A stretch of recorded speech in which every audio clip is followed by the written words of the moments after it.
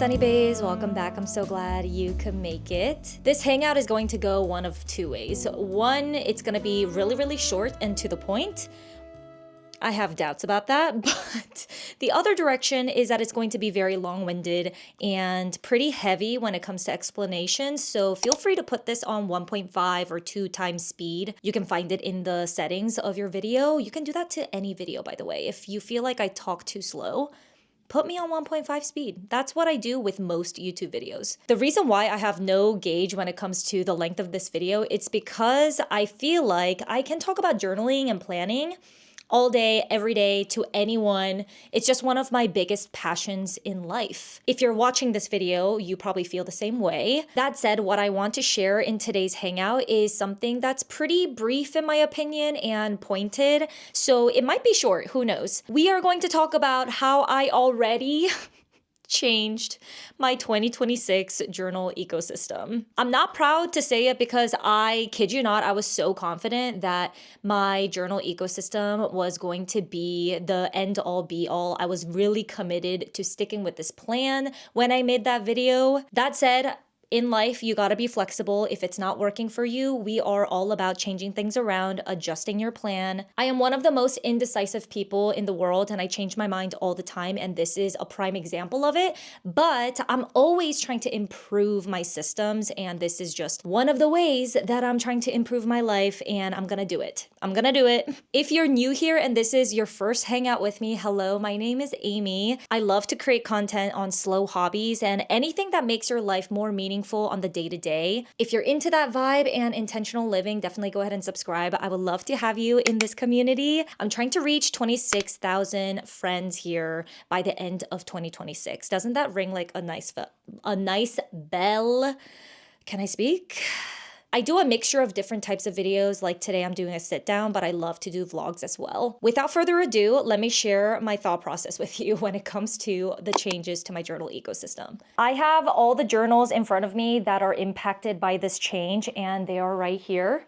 Aren't they gorgeous? I know. I gotta talk about it, okay? Because I don't know what's wrong with me, but I feel like I need to bring my A5 ring binder back. Before I dive into all the details about it though, you gotta watch my journal ecosystem video. I will link it right here. That'll give you the baseline of everything that I'm about to talk about because I'm not gonna repeat any of the information that I said in that video. So watch that first, pause this one, and I'll wait for you to come back.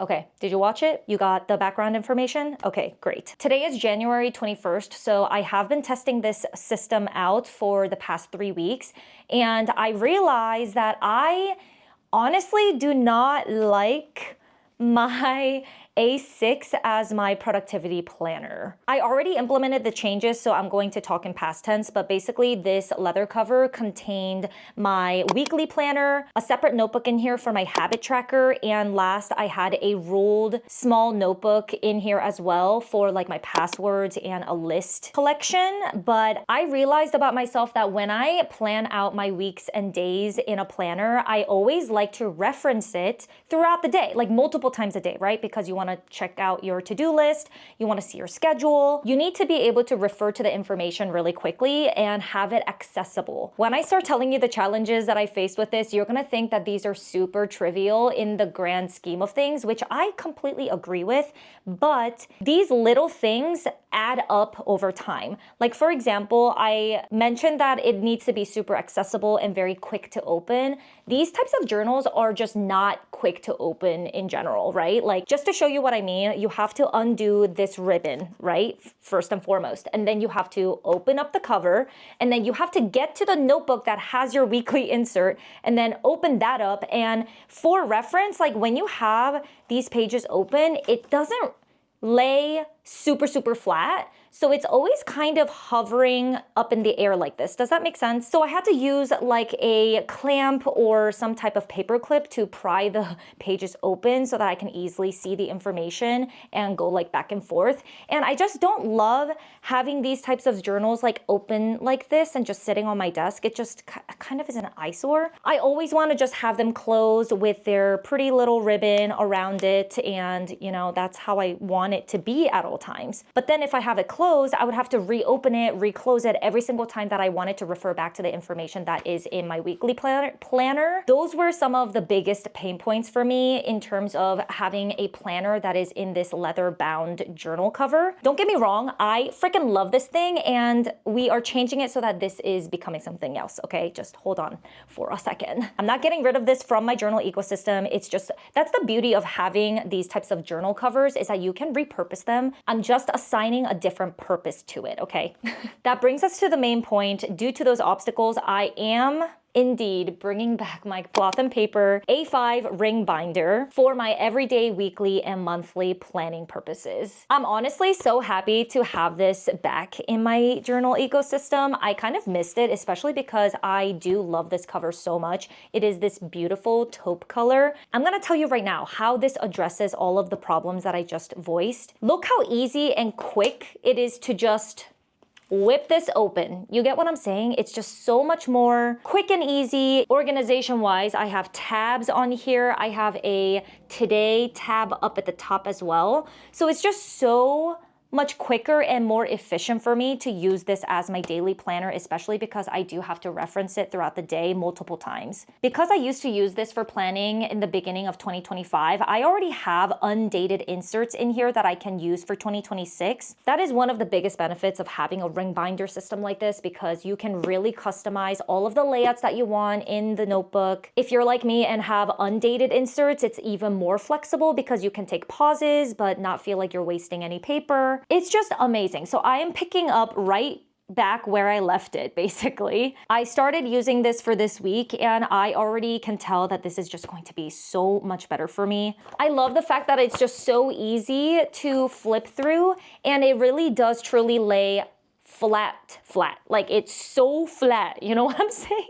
I think you'll understand the point, but in the next segment of this hangout, I'll show you more close-up of all the inserts that I have in here. But before we get into that, I do want to tell you my plans for my A6 that I was using as my productivity planner, and then also it impacts my pocket-sized leather journal cover as well. If you saw my last video, my journal ecosystem, you would have known that this is my go-to journal. It's like my comfort journal that I take with me every day or everywhere. At least I try to, because I love having this thing with me. It just brings me so much warmth and coziness. I don't even know how to explain it. I just like having this in my possession at all times. As I showed in my original journal ecosystem video, my pocket was used to hold my brain dump notebook, my coffee and cocktails doodle book, and my card and cash holder, which is basically just like a folder that you put in that can hold stickers, photos, just ephemera, anything that you want to store in your journal. So I had that in here as well. I am basically moving all the contents from here to here. I already moved it. That's why it looks very chunky. My A6, which is my Bordeaux color here, is going to be the new on-the-go everyday carry for me. This is just going to get popped into my purse everywhere I go. This will contain all the inserts that I just said was previously in my pocket. In terms of the size difference, it's not too drastic where I feel like this is not travel friendly or portable anymore. Like, you can see the difference here is very minimal. I think maybe the A6 has half an inch in height and maybe another half an inch to the width of it as well. I think it still works really, really well as a portable journal. This leather cover also has a little bit more structure to it than my pocket, so it's actually pretty good in terms of sturdiness and durability. It's like a level up from the pocket, which I really like because I'm going to be chucking this thing in my purse everywhere that I go. I mean, I do protect it with this little Cezanne belt bag that I got. It's like a little cloth. I don't love super heavy scratches on my leather, so I just try to protect the outside of it a little bit more than I probably need to. You might be wondering now, what am I gonna use my pocket for? That's a really great question because this is something that I've been contemplating on for a couple days now, ever since I switched into my ring binder for my productivity planner and then have my on-the-go journals in here. This is going to be my dedicated travel journal when I go outside the country or when I'm actually going on vacation, things like that. I think that's going to be the perfect use for this, especially because my passport, like my actual passport to travel, it fits so well in this journal. So I can use this as a passport holder along with my notebook refills for planning itinerary for my travel and also making lists as well, like things to pack. When I do travel, what I'm also going to do is transfer my doodle book that's in my A6 now into my pocket so that I have that with me when I go on vacation and travel and want to doodle my cocktails,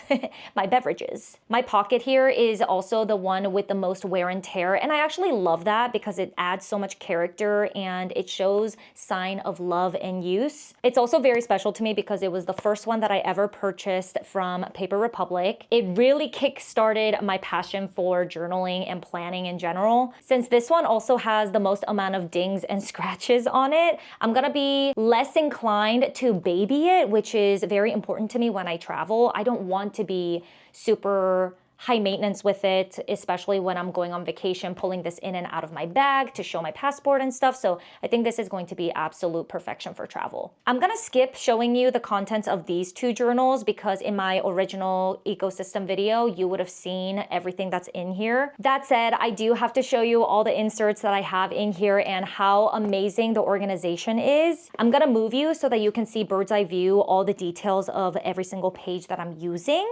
for my new planner. Or not new, but I've had this for forever, for years. I'm just bringing it back to life.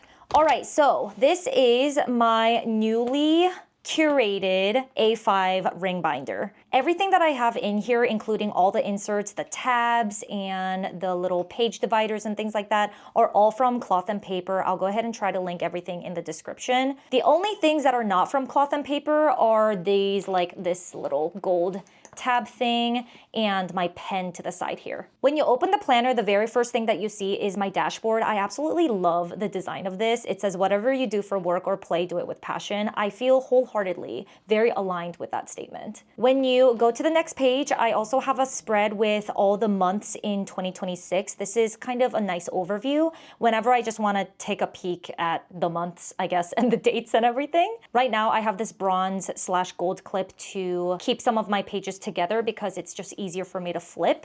But I think the first month that I'm going to be using this monthly admin insert for is going to be February because we're already the 21st of January and I don't want to waste a whole page when we're almost through the entire month already. I started curating for February just some holidays on here. I put some little cute stickers, but I haven't filled out any of the other things like the tasks, important dates, the next month notes here. And on the other side, they do have a full page of notes in a grid format. Okay, so let's go to the next tab. And this one is going to be my weekly spread. Like I said, I just started using it this week and it's for the week of the 19th to the 25th. I'm still trying to figure out exactly how I want to lay this page out. Do I want to put the to-do list on the right side of the column or do I want to put the schedule here? I'm still playing around with how I want to structure things. That said, this is the gist of what's going on. So on the left side right now, what I'm doing is putting down information about the day. For example, Monday was MLK Day, so I just circled it and put that information here. And then on the other days, I just put like the schedule. So I have my workout schedule, certain things that I need to remember, like on Thursday, which is tomorrow, I have dinner with Jenna. On the right side here where the grid is, I am writing down my to-do list here if I have specific tasks that I want to accomplish on that particular day. We'll see how this evolves over time, but for now, I think that works pretty well for me. This divider is also from Cloth and Paper, like I said, and it is the today divider, which is amazing since I can easily just get to this page super quickly. On the other side, it's my Saturday and Sunday, same layout as the other page. And then on the bottom, I love this because I like to organize my tasks per week for the most part, because for me, I don't like to be super prescriptive of when I need to accomplish a task. I like curating a list of all the tasks that I have to accomplish sometime that week. It doesn't have to be a specific day, but as long as I get these things done within this week, that's all that matters. reminders. If there are specific deadlines, I like to put it on the right side here. As you can see, for some of my content stuff, I put the deadline here. I'm trying out different buckets of tasks as well. So up at the top, I have personal tasks. In the middle, I have content/business tasks. And then at the bottom, I have work-related tasks. To the right side of the tasks, there is 2 different additional sections where you can use for anything. For me, I just put reminders up at the top, and then for next week notes, I put it at the bottom. We'll see if I'm ever gonna have to really use these, because for reminders, I can also put it on specific days, like on this side, but we'll see. Like I said, it's still in progress. I'm gonna be experimenting and refining the process as I go, but I love this spread so much. I think it's organized in such a way that it makes sense to me and my brain. In the next tabbed section, I forgot what this was called exactly, but I think it's like a daily planning insert where at the top it has like priorities, and you can really get nitty-gritty with this insert since it has the schedule at the bottom as well. I like this insert in theory just because you can fill in your own timeline here. You can create your own schedule without having the hours printed on there for you, where it's like very structured. I haven't used this yet because I haven't had to be super detailed when it comes to my daily planning, but it's there if I do want to gravitate towards it. In the next tabbed section, I just have a spread for a running task list. I'm not sure if I'm going to use this very much, but whenever I have to just dump all of my tasks for when I get to it kind of thing, I can use this. And then last but not least is going to be a notes. Oh no, that's not the last one. I have another section at the very back for my passport keeping. I actually really love this because sometimes I get a little nervous about keeping my passwords and login information stored in my phone. So this is my alternative solution to it. But that is basically it. And then I just have this little folder insert in here for stickers or anything that's helpful for me to keep in the back. And that is the breakdown of my newly renewed, repurposed A5 planner in my cloth and paper planner. And that is everything for today's hangout. Thank you so much for spending your time with me. I truly appreciate you being here. And I hope you enjoyed a little bit of casual, kind of talkative session with me while I show you everything that is in my A5 planner now, along with some updates that I made to my original journal ecosystem. I know it's very early in the year and I already changed it, but you know, I feel like these changes are going to be really good for me, and I cannot wait to continue using my ring planner. Let me know in the comments if you also curated your journal ecosystem at the beginning of 2026 and if that's working well for you, or if you've changed anything so far. I would love to know. If you want to stick around a little longer, definitely go ahead and check out my previous video right here. I put together my shoe wall and organize all of my shoes. So it's very exciting. It actually looks so good, and I take you to IKEA with me if you wanted to take a trip there. I got the Billy bookcase and basically showed you my entire process of moving my shoes from one area to another. So definitely go ahead and check it out. Cheers to more meaningful days ahead, and I will talk to you in the comments. Bye.